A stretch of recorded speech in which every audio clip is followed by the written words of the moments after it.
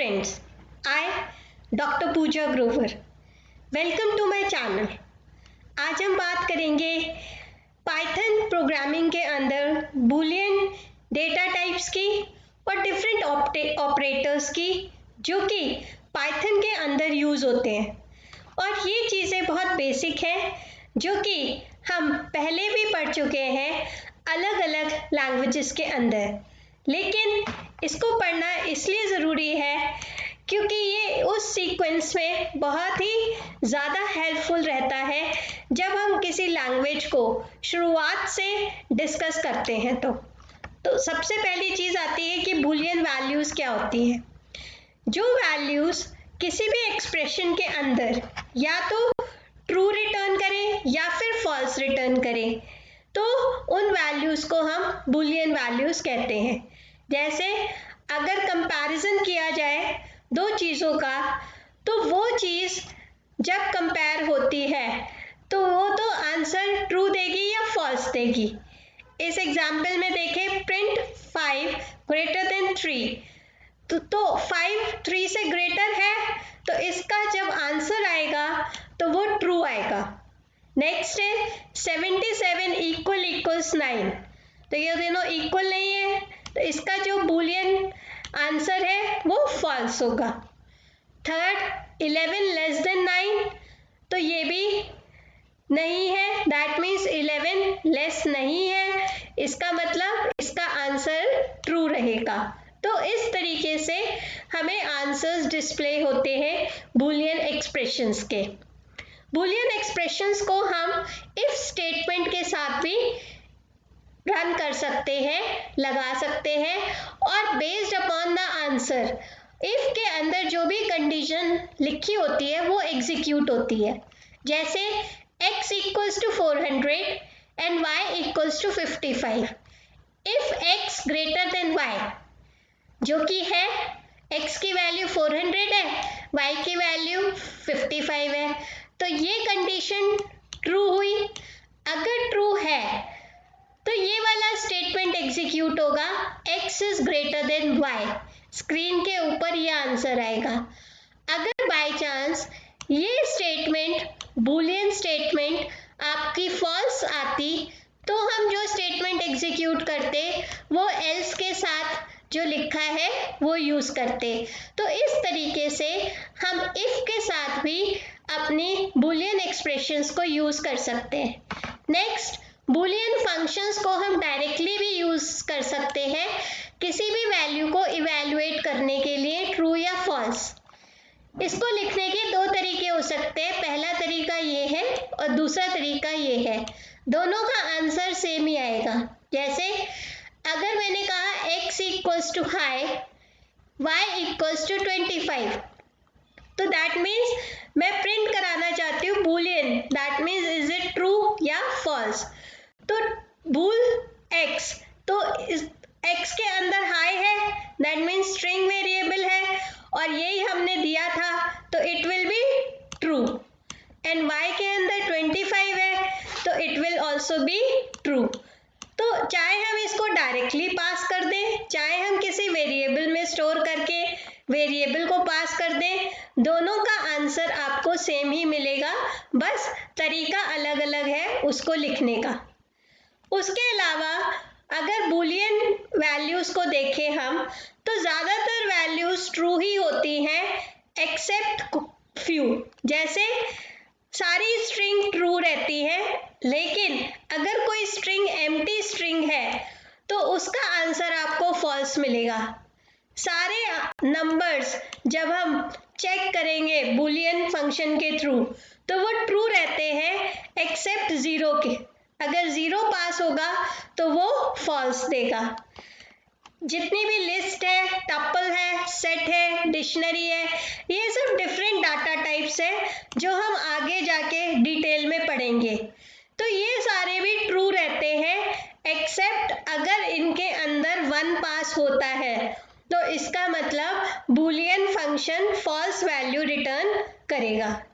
Next है कि कुछ ही ऐसी वैल्यूज़ हैं जो फॉल्स होती है, सारी के सारी वैल्यूज़ ट्रू होती है। जैसे मैं पहले बता रही थी, उसी के अंदर कौन सी वैल्यूज और है जो फॉल्स आती हैं? वो आती हैं parenthesis, square brackets, curly braces, empty string, number 0, value none. अगर मैं इन सब को पास करती हूँ बूल फंक्शन के अंदर तो इन सब की वैल्यू फॉल्स आएगी। फाइन। तो हम देख सकते हैं कि बूलियन फंक्शन या बूलियन वेरिएबल अक्सर ट्रू ही होते हैं। उसके अलावा बूलियन फंक्शन को हम किसी भी उसमें भी यूज कर सकते हैं, फंक्शन के रिटर्न टाइप में। जैसे मैंने कोई फंक्शन बनाया और मैं उसकी वैल्यू रिटर्न कराती हूँ तो वैल्यू ट्रू या फॉल्स रिटर्न होती है। तो जब वो ट्रू या फॉल्स जो भी रिटर्न होगी उसके बेसिस पे फंक्शन का कोड एग्जीक्यूट हो जाता है। तो एक फंक्शन होता है is instance. Is instance function ये पता करता है कि जो वैल्यू उसके अंदर पास की गई है वो उसी डाटा टाइप की है जिस डाटा टाइप की वो डिफाइन थी। अगर वो सेम डाटा टाइप की है तो रिटर्न होगा ट्रू, अगर वो डिफरेंट डेटा टाइप की है तो रिटर्न होगा फॉल्स। जैसे y equals to 600, print is instance y int. तो दैट मीन्स मैं ये पता करना चाहती हूँ कि y variable integer data type है या नहीं है। अब y के अंदर 600 स्टोर किया था तो that means integer value store की थी। तो इज इंस्टेंस क्या रिटर्न करेगा? इज इंस्टेंस ट्रू रिटर्न करेगा और उसके बेसिस पे हम अपने फंक्शन के अंदर प्रोग्राम को एग्जीक्यूट कर सकते हैं। नेक्स्ट है ऑपरेटर्स। ये वो कॉमन ऑपरेटर्स है जो हर प्रोग्रामिंग लैंग्वेज में यूज होते हैं, जैसे arithmetic operators, assignment operators, comparison operators, logical operators, identity operators, membership operators and bitwise operators. अब इनके डिटेल में अगर हम जाएं तो अर्थमेटिक ऑपरेटर्स वो होते हैं जो कि वैल्यूज को ऐड करने के लिए यूज होते हैं। मींस हम वेरिएबल्स के ऊपर अर्थमेटिक फंक्शंस अप्लाई कर सकते हैं, ऑपरेशंस अप्लाई कर सकते हैं। अब अर्थमेटिक दैट मीन्स मैथमेटिक्स। तो मैथमेटिक्स के अंदर क्या होता है? प्लस, माइनस, मल्टीप्लाई, डिवाइड, यही सारी चीजें होती हैं। तो अर्थमेटिक ऑपरेटर्स वो होते हैं जो इन चीजों को करने में हेल्प करते हैं। प्लस ऑपरेटर एडिशन के लिए यूज होता है, माइनस सब्ट्रैक्शन के लिए, एस्ट्रिक मल्टीप्लिकेशन के लिए, स्लैश डिवीजन के लिए, परसेंटेज मॉडुलस के लिए and double asterisk exponential. Exponential का मतलब होता है अगर हम एक वेरिएबल को रेज टू द पावर करते हैं, जैसे अगर मैं लिखूं 2 रेज टू पावर 5 तो इसको प्रोग्रामिंग में हम ऐसे लिखते हैं x asterisk asterisk y। That means 2 जो है वो 5 टाइम्स मल्टीप्लाई होगा और फिर इसका आंसर आएगा। एक होता है फ्लोर डिवीजन जो डबल स्लैश होता है। इससे क्या होता है, अगर कोई वैल्यू हमारी डेसिमल नंबर में आ रही है, जैसे ये आएगा 7 पॉइंट, अगर मैं इसको करूं तो 5, तो ये क्या करेगा, उसको राउंड ऑफ कर देगा और आंसर देगा आपका 7। असाइनमेंट ऑपरेटर्स होते हैं जब हम वैल्यू को किसी वेरिएबल को असाइन करना चाहते हैं। अब नॉर्मली असाइनमेंट में हम इक्वल टू साइन यूज करते हैं और 2 चीजें होती है, एक होती है LHS side that is left hand side और एक होती है RHS साइड।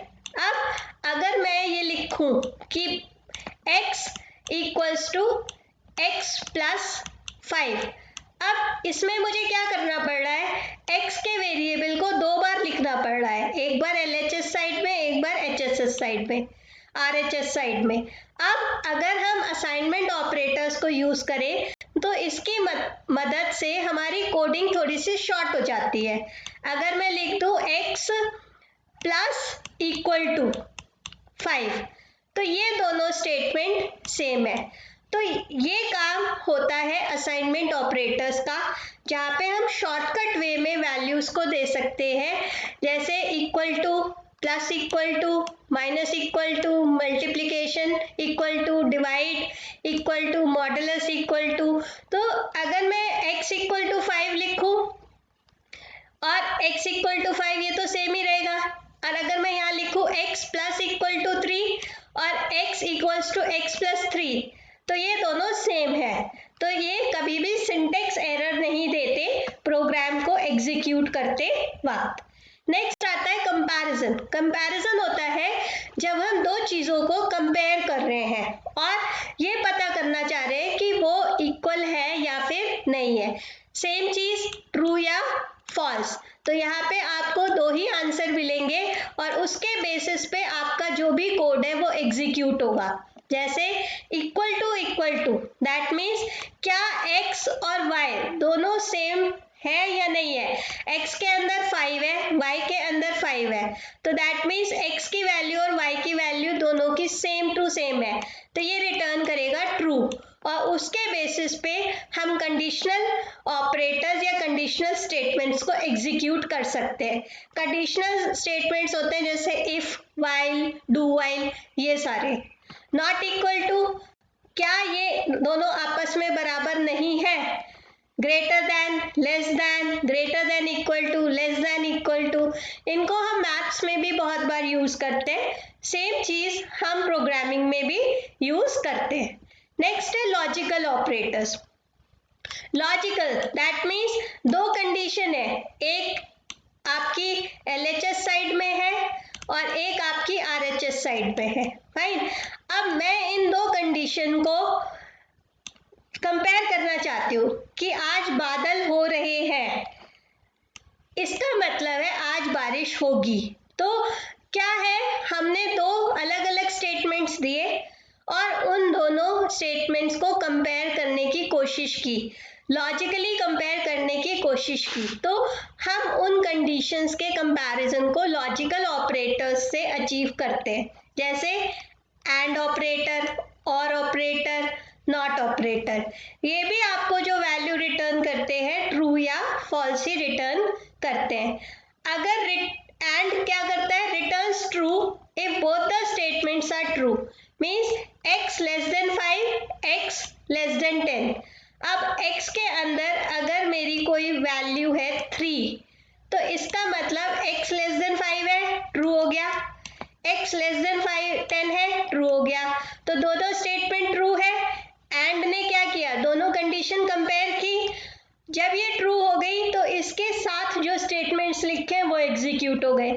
अगर इनमें से एक भी कंडीशन फॉल्स हो जाती तो वो एल्स वाले स्टेटमेंट्स को एग्जीक्यूट करता। और में क्या होता है, दोनों में से एक कंडीशन ट्रू होनी चाहिए, जैसे x लेस देन 5 और x लेस देन 4।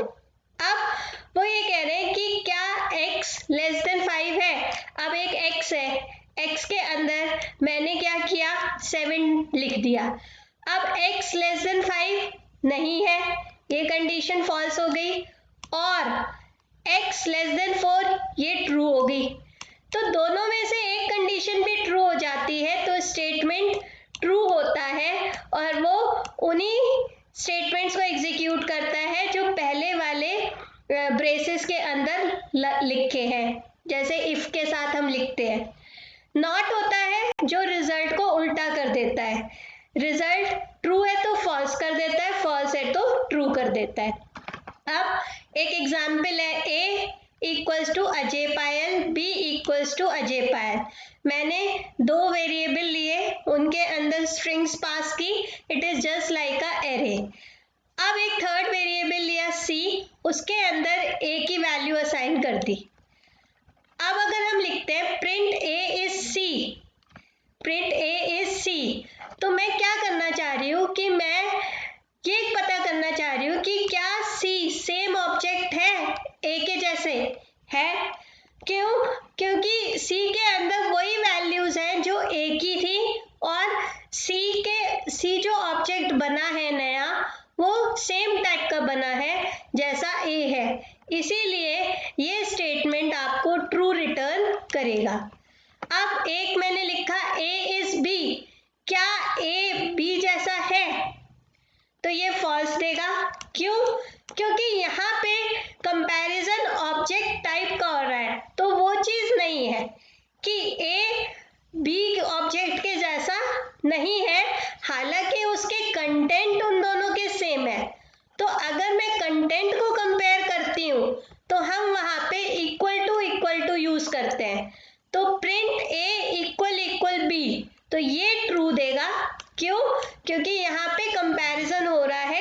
कंटेंट का, और ऊपर हो रहा था कंपैरिजन टाइप का। तो टाइप तो फॉल्स है लेकिन कंटेंट ट्रू है। तो इस तरीके से हमने क्या किया, हमने कंपैरिजन करा इन ऑपरेटर्स का और फाइंड आउट किया ऑब्जेक्ट्स को कि क्या वो सेम टाइप के हैं या नहीं है, या उनका कंटेंट सेम टाइप का है या नहीं है।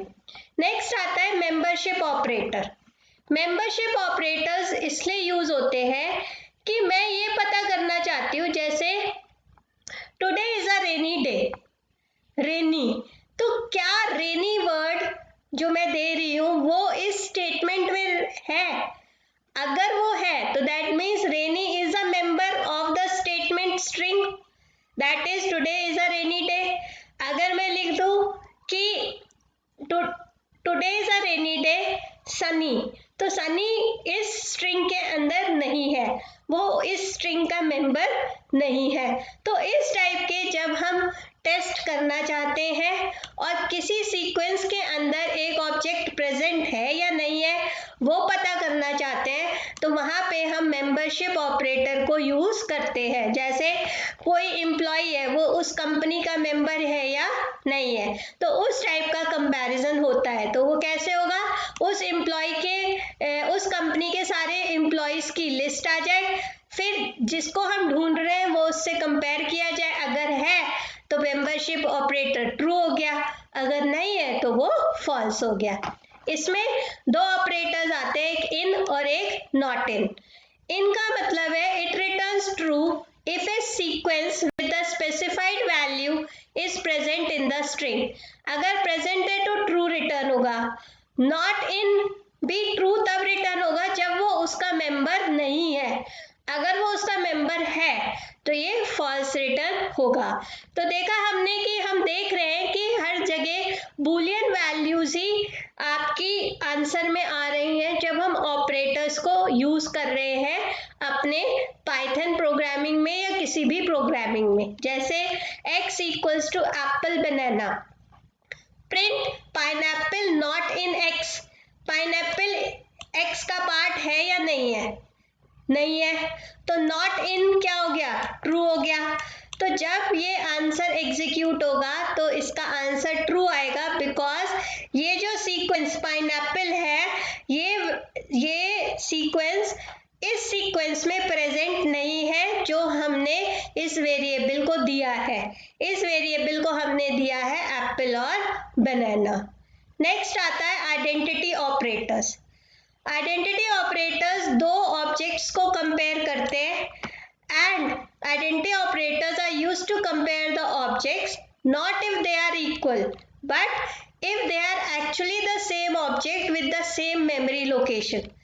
देखिए पीछे हमने जब किया था प्रिंट ए इज बी, तो वहां पे फॉल्स आया था क्योंकि वो बी जो है या ए जो है वो बी टाइप का नहीं था, कंटेंट सेम थे।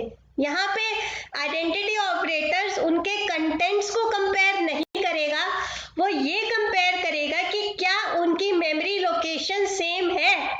तो यहाँ पे वो चीज उल्टी हो जाएगी जो हमने पिछले ऑपरेटर में देखी थी जब हमने इज यूज किया था। फाइन, तो इज क्या है, returns true if both the variables are same objects, means same memory location share करते हैं तो वो true return करेगा। is not true तब return करेगा जब दोनों की memory location same नहीं है। तो आइडेंटिटी ऑपरेटर्स दो टाइप के हो गए, is और is not, और ये कंपेयर करते हैं मेमोरी लोकेशन को, कंटेंट्स को कंपेयर नहीं करते।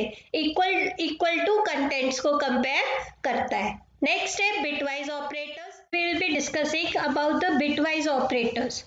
बिटवाइज ऑपरेटर्स वो होते हैं जो कि बाइनरी नंबर 0 और 1 के ऊपर वर्क करते हैं, और ये हमारे कौन कौन से होते हैं, एंड, और, XOR, not, left shift, right shift, ये सारे होते हैं। अब जैसे हमने पहले भी देखा एंड ऑपरेटर वो होता है जो दोनों साइड की वैल्यूज को कंपेयर करता है। अगर वो दोनों ट्रू हैं तभी चीज़ों को आगे एग्जीक्यूट करता है। तो यहाँ पे बिटवाइज ऑपरेटर में एंड ऑपरेटर क्या करेगा, वो सारी बिट्स को 1 कर देगा। वो तभी होंगी जब दोनों साइड, जो लेफ्ट हैंड साइड और राइट हैंड साइड उसके बिट्स हैं, वो दोनों 1 है तब। और ऑपरेटर दोनों में से एक साइड की बिट को या वैल्यू को देखेगा, अगर वो 1 है तो वो सारी बिट्स को 1 कर देगा। तो इसी तरीके से एक्सऑर भी क्या करता है, एक ही वैल्यू को चेक करता है कि अगर उनमें से एक वैल्यू 1 है तो वो सारी वैल्यूज को 1 कर देगा। तो हमने देखा इस पर्टिकुलर वीडियो के अंदर कि जितने भी ऑपरेटर्स हैं हमारे, वो सारे के सारे बूलियन वैल्यूज को ही प्रेफरेंस देते हैं। मीन्स उनके कंपैरिजन, उनकी वर्किंग कोई ना कोई बूलियन वैल्यू रिटर्न करती है और उसकी बेसिस पे सारी की सारी कोडिंग जो होती है वो आगे रन करती है। तो we can understand the importance of these operators in the programming language. So I hope you like my video, and if you do want me to give you the insight on more videos like this, so please kindly subscribe my channel and motivate me.